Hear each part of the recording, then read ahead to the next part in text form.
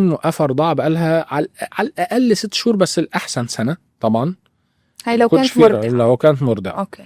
لو هتعمل ده الاستعداد الأساسي. لو الثدي متضخم بصورة كبيرة نستبعد أي خلل هرموني.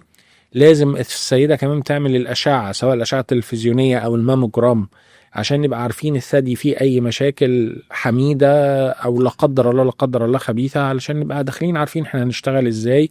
ولو حميدة وفي أماكن محتاجين إن احنا نعمل عليها ستريس، فإن احنا نشتغل عليها مثلا نديولز وكلام ده، ومحتاجين نشيلها ونبعتها فيبقى جزء من العملية. فهو الأساس التحضير، هو الأشعة دي أهم خطوة من خطوات التحضير. ولو الأم مرضعة تكون وقفت الرضاعة تماما لمدة سنة، وفي نفس الوقت تكون ما بتفقدش وزن ولسه في مرحلة ان هي مثلا عاملة تكميم ووزنها لسه بينزل، ما تكونش فقدت وزن. لازم تكون محافظة على او وزنها ثابت لمدة 3 شهور.